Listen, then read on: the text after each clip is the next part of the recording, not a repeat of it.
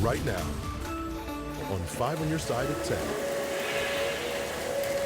Tornado warnings. It was a pretty bad storm. Large hail. It was a lot at one time, and it was big. And flash flooding. Tonight, parts of the bi-state are cleaning up. Everything we were trying to do to recover from yesterday has been hampered, slowed down. After 2 more waves of severe storms leave their mark.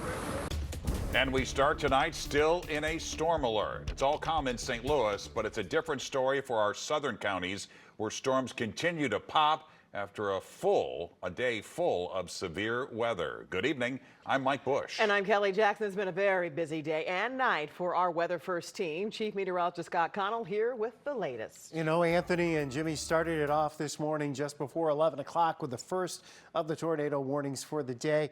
And we've had quite the day weather-wise across the area. The last of the storms down to our south right now, bowing out with some wind damage. This actually did cause a fair amount of wind damage here across portions of Reynolds and into Iron County. Now the tornado threat that has shifted over towards Carbondale, southeast of Perryville, over to Carbondale, including the Southern Illinois University campus under a tornado warning right now. This is the last of the severe storms, though, starting to settle down over the rest of Perry County as those gusty winds kind of diminish. Now, we still have rain back across Madison County and into Iron and Reynolds County. We had a bunch of wind damage reported down here, even in the Annapolis area in Iron County, right about there. Reports of some at least roof damage to a school. We don't know much more than that, but we do know the outages are fairly widespread in Reynolds and Iron County as far as power goes. How about the storm reports? Those that we've had over the last 24 hours, what a huge number. Hail, and some of it up to the size of baseballs, even larger. There were several reports of that down to the south with those supercells that we were dealing with earlier. Also, gusty winds reported.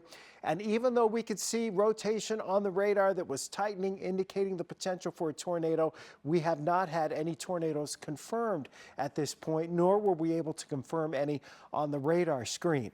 However, the radar did confirm this heavy rainfall, and those radar estimates 3 to 4 inches in some cases, easily 2 to 4 inches. And a lot of this hilly terrain south and southwest of St. Louis saw that 2 to 4 inches come in 2 waves today, and most of it coming in about a 90-minute period each time, which of course made the creeks and the streams jump big time and caused some flash flooding. We're still looking at some of those smaller rivers rising as we drain that water. Things have calmed down tonight out at the airport. Still some flight delays because of our weather today, and likely will be for the next couple of days east of St. Louis and south of St. Louis as this system pushes away. It still messes up with air travel. The storms are ending southeast of St. Louis. A dry stretch begins Thursday, or at least a mainly dry stretch, and it's a pleasant weekend for Mom.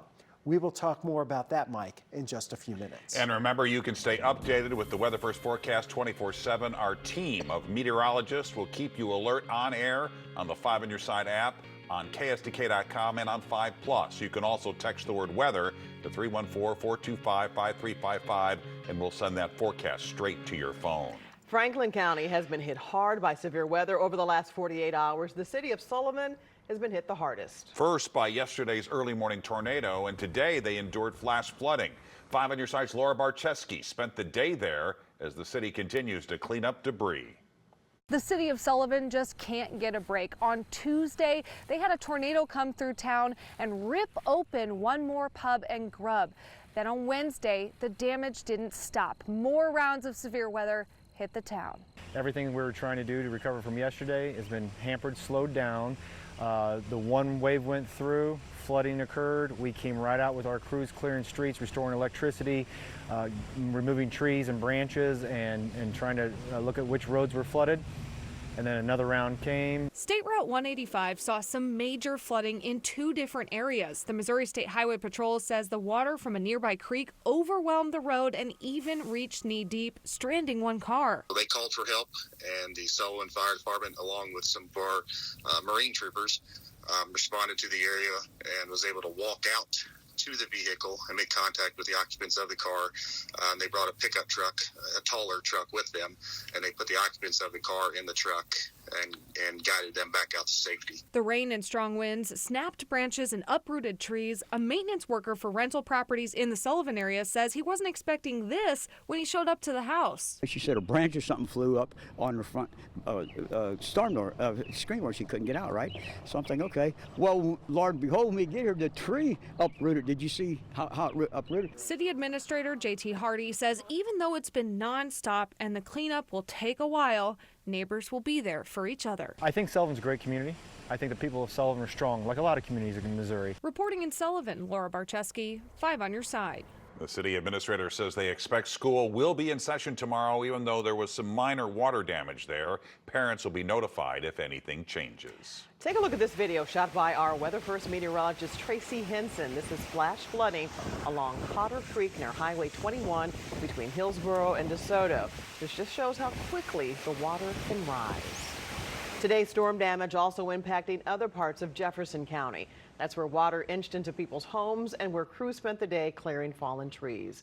We found damage in several spots. 5 on your side, Brent Solomon is here with that part of our team coverage. Well, Kelly, today 5 on your side traveled to various communities in Jefferson County, Olympian Village, Festus, Hillsborough. Tonight, all dealing with the aftermath of severe weather. Neighbors knew they were in the middle of the storm when hail came pounding down. It started off maybe about a marble size, and by the time I made it inside it was golf ball size, and by the time my wife made it to the window, it was the size of a baseball, and she ran outside and grabbed it. It damaged Joey Melton's truck in Hillsborough. Others hit with roof damage, leading to water inching into their homes. Over in Olympian Village, I looked out the front window and could tell that it was across the front of the house. So at that point in time, it was hailing pretty good size hail, and I was afraid of the windows busting. So I did back away from the windows and had to wait for a while to see the actual damage.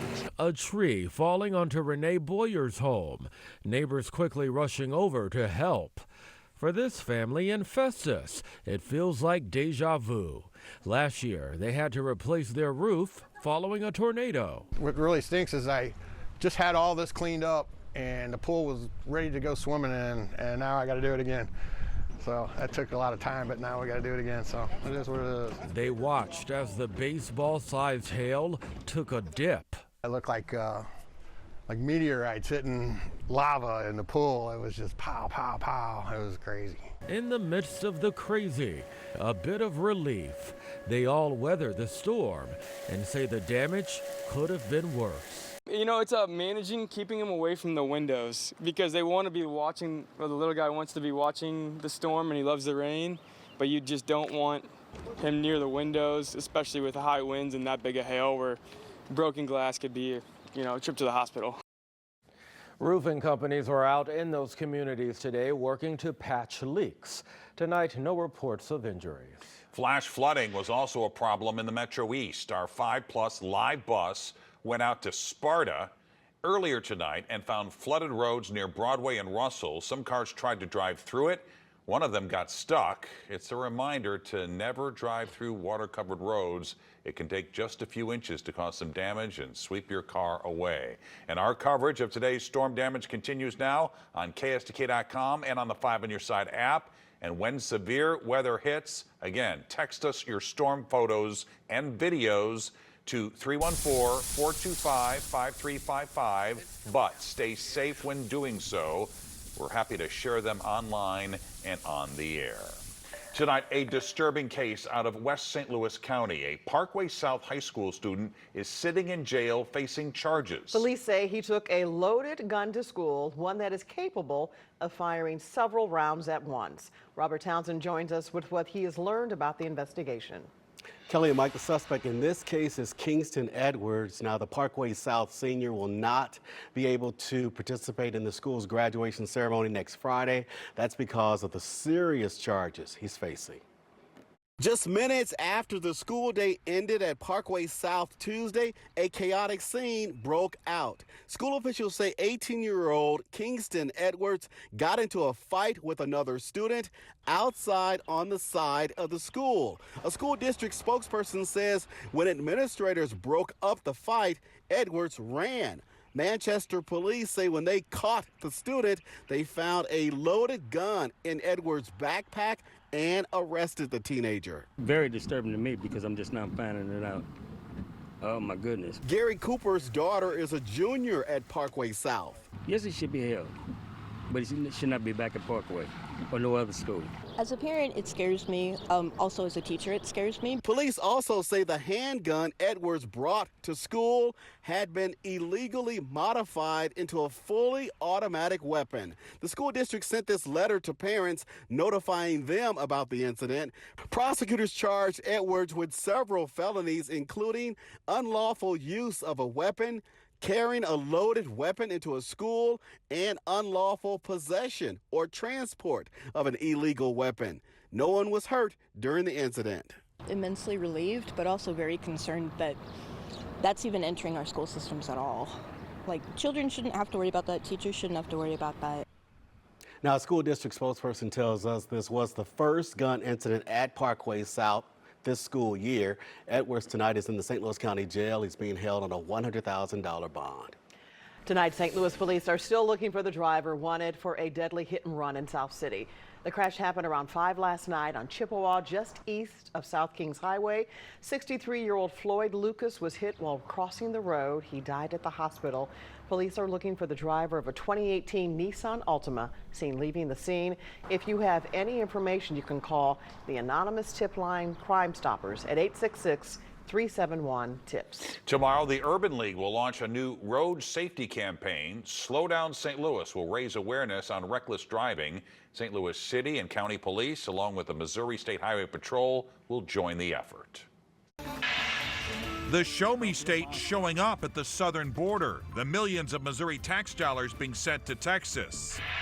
It's an expensive essential for families with babies. That's about $1.50 per feeding, which that's a lot of money. That adds up. Tonight, the formula to save for parents trying to make ends meet. And we're still tracking storms, but we're tracking them out of the 5 on your side area.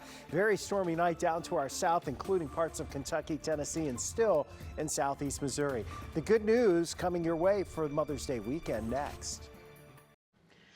Missouri Governor Mike Parson was in Texas today to get a firsthand look at the Show Me State's contributions in securing the southern border. While there, he signed a bill providing $2 million that's funding the deployment of the Missouri National Guard in Eagle Pass. They're assisting Texas in Operation Lone Star. Parson says President Biden and the federal government are allowing criminals, suspected terrorists, and drugs like fentanyl flood across the border into our country. I think the important takeaway for folks back home in Missouri is to realize the battle that we're fighting down here at the border is keeping it from happening in our own borders, in our own state in Missouri. Parson added there are good people looking to come to America, but they must go through the proper legal channels. The cost of being a parent is skyrocketing, especially if you're in need of baby formula. Consumer anchor Michelle Lee shows us how it's impacting families and ways they're trying to save money in tonight's Making Ends Meet. Well, I have been collecting coupons, which I've never really been a coupon person before. Motherhood means tracking the ounces, the time, and now the nickels and dimes when it comes to their baby's life-saving formula. We paid, I think, $18.99 for 6 8-ounce bottles, which, she eats about 4 ounces per meal. So that's about $1.50 per feeding, which that's a lot of money. That adds up if you're doing that consistently. Brandy is a mom for the second time, but costs have skyrocketed this time around. The cost of formula went up nearly 9% year over year in January, and that is just one piece of the pie. We just figured out how much daycare is going to cost us for 2 children, and that was rough to hear. Brandy's making it work. But my goodness, it is difficult. experts say it's too difficult for many parents. They're utilizing us as a crisis nursery to get those items for free. Jessica Sampson with the St. Louis Crisis Nursery sees the desperation. And sometimes some of our parents are resorting to putting juice in the formula because they don't have the proper water or they don't have the right amount of formula. And of course that's really detrimental and concerning because our children need the proper nutrients. We have a hypoallergenic Nutramigen. The nursery has a pantry on hand with a comparison chart to help parents swap out more expensive brands for cheaper ones. So if someone is saying that they wanted Similac Advance, then we can kind of look at, oh, okay, do we have that Enfamil that's the same as a Similac Advance, and being able to hand that out. Other ways to save: buy generics, ask your doctor for samples or coupons, buy powdered formula, or even use cashback credit cards or programs. I signed up for Ibotta, so every time I go to the grocery store, I look through my receipt and see what qualifies for like a rebate. Brandy says it's never more than a few dollars at a time, but in a world where every cent counts, it certainly helps her make ends meet.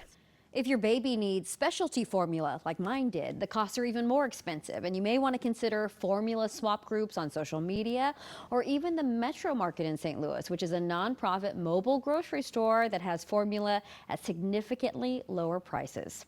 Back to you.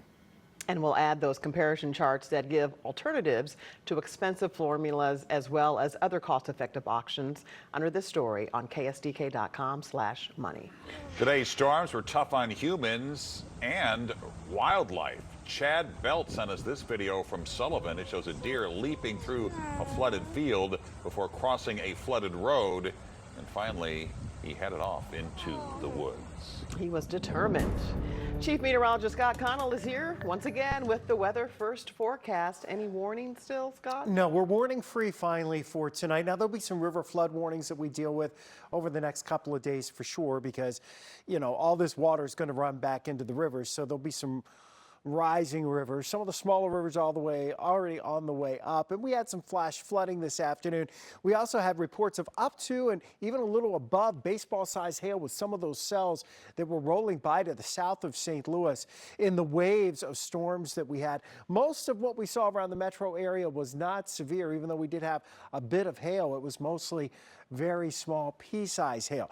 The storms tonight are all down to our south and southeast. It's been a rough go across Tennessee, Kentucky, parts of southern Illinois, and southeast Missouri. The last batch of severe weather now pushing into southern portions of Illinois, but it's pushing away from St. Louis, and we're just left with a couple of renegade showers while we wait on the cold front to slide on through. The warnings are out of our viewing area right now. They are east of Perryville. There is a tornado warning over there by Carbondale, but we did get some power outage reports down around Fredericktown, much of Iron County, much of Reynolds County. There are some widespread power outages in Reynolds and Iron counties, which would be indicative of seeing some wind damage. And so far down in the Annapolis area of southern portions of Iron County, we have had reports of some wind damage there. Wind damage seemed to be somewhat limited today, more hail than anything else. And that ball game over at Busch Stadium today, well, that's been postponed. They'll play that during the dog days of summer when it's hot and humid and hopefully doesn't storm. Certainly not like what we saw today. 66 degrees. That's where we are right now. The wind's still out of the east-southeast at 9 miles per hour. One of the things that kept St. Louis out of the worst of the weather today was the fact that warm, really muggy air never really made it into the metro area. That front was effectively shunted to the south by the morning activity. The 2 to 4 inches of rainfall all south and east of St. Louis, and everything going forward stays south and east of us. Tomorrow we will pull in a few clouds during the afternoon, but in general it's a nice day. We're in the 70s for highs tomorrow. Cooler, drier air filters in, winds turning to the northwest. We will see a few afternoon clouds, but we should be a-okay over at City Park tomorrow afternoon as we enjoy the Biz-5K. Whether you're running, some people do it competitively, wonder why, but some people do it competitively, or whether you're just taking a nice 5K stroll for the healthiest happy hour in St. Louis tomorrow afternoon, it will be wonderful. The threat of severe weather over for all of our area, even though we have the tornado watch that's still up on the screen for midnight. that severe threat is over, and Paducah will cancel those counties shortly. And you need some rest. And all the weather department here, and severe weather fatigue. All the National Weather Service folks who've been working so many hours for so many weeks, all deserve a big kudos. Well, thanks for keeping us safe. Frank is next with sports. Mike, Matt Holliday's son did some damage to the Memphis Redbirds tonight. City SC could be bringing in a stud, and I have a Cardinal stat that will depress you more than the weather did today. This 5 on Your Side Sports Report is sponsored by Telly Tire and Auto Centers, driving your way since 1942. The Birds were rained out today, and this is the most depressing thing you will hear since they started closing Steak and Shakes in St. Louis. Since the beginning of last year, the Cardinals have been over 500 twice, 2-1 last year and 5-4 this season. They are headed to Milwaukee to begin a 4-game set with the Brewers, who they trail by 6 games, and they will not be bringing Wilson Contreras with them. The Cardinals' best everyday player had surgery today on his fractured left forearm. The Cardinals will likely be without Contreras until July. How about the Memphis Redbirds hosting Norfolk? This is Jackson Holliday, Matt's son, with a rocket home run to right. Matt has been working with him lately, and he got to see that home run in person. Wonder if Matt would help out his old teammate, Matt Carpenter, who struck out 3 times tonight. But Carp is hitting .333. Hey, remember Jordan Walker? He'll pop out here. He's hitting .281 in 28 at-bats with no home runs in Memphis. Shohei Ohtani's former interpreter, Ippy Mizuhara, agreed to plead guilty to federal bank and tax charges related to the $17 million he stole from Shohei's account. The money was used to cover gambling debts. Among other things, he has to pay back Ohtani, who definitely needs the money. Game 2, Boston and Florida. The St. Louis kids were fighting mad. Trent Frederick and Pat Maroon were pounding on some Panthers right there. Later, Matthew Tkachuk beat up David Pastrnak and hit him when he was down. And then Pastrnak really didn't like it. Florida evened the series with a 6-1 win. This 5 on Your Side St. Louis City SC coverage is sponsored by Together Credit Union. There is an interesting rumor out there in the soccer world right now, and it involves City SC. Marco Reus is a 34-year-old midfielder for Dortmund. He's made it known he'll be leaving the club this summer, and City could be in play. Soccer insiders say that very preliminary talks between City and Reus have happened. This would be a big deal. Reus has 169 goals and 130 assists for his career with Dortmund, and is reportedly close friends with City captain Roman Berkey. Stay tuned on this one. The Battlehawks head south this weekend to play the team with the best record in the UFL. The Birmingham Stallions are an undefeated 6-0 and have the most yards per game and fewest points allowed per game in the league. It's a heavyweight matchup, a possible title game preview, and Coach Beck can't wait. New season, new league. They've never played us. We've never played them. And it makes it for a great matchup. It's great for our league. It's great for the fans. Should be a heavy televised game.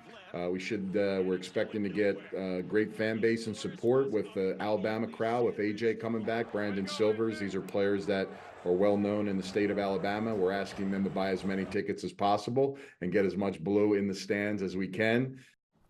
How would you like to be 5'9", 145 pounds, and be capable of hitting a golf ball 285 yards? How would you like to have the touch of a surgeon around the greens? This is 26-year-old Devin Liberty, an assistant pro at Westwood Country Club, who has made it to the final qualifying stage for the U.S. Open by shooting a 67 in the local qualifier. And what would it mean to make the U.S. Open? It wouldn't define me as a person, but it would certainly be a huge accomplishment and something I would be so excited to go to Pinehurst to compete in the U.S. Open would be special. Much more in his story Sunday night on Sports Plus. All right, Frank, thanks. Tiny cars, big trip. The drive in Florida spreading sunshine to a St. Louis organization.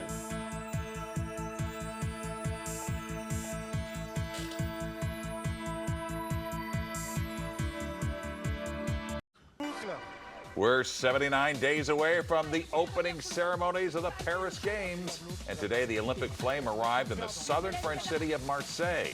The torch relay will start tomorrow. It will end on July 26th when the Olympic cauldron is lit near the Louvre along the River Seine. 2 TikTokers have completed their big journey in their tiny toy cars. It took them nearly 2 months to drive 596 miles down the Florida coast from Jacksonville to Key West. The duo raised thousands of dollars to benefit several animal rescue organizations, including the World's Bird Sanctuary right here in Valley Park. And Scott gets the final word as we take a final check of the weather. We're going to sleep okay tonight, except for the areas that are doing the cleanup. And, you know, that's going to be an ongoing process. Far to the south of St. Louis is where the worst of it ended up being. And tonight we did have some wind damage, Reynolds and Iron County for sure, into Madison County and Missouri. And, of course, some power outages there. The good news is that the next 4 days look quite refreshing and pleasant. Temperatures will be in the 70s for highs. We will have some clouds tomorrow afternoon. There might even be a spot late day shower north of St. Louis, but Friday and Saturday look spectacular. And any rain as we head towards the end of the weekend should wait until very late Sunday night into Monday. And of course, next week we can't keep the springtime unsettled pattern away too long. Of course. It'll be back. There you have it. 5 on your side at 10. The Tonight Show starring Jimmy Fallon is next. Be sure to start your day with Today in St. Louis at 4 a.m. Have a great tomorrow.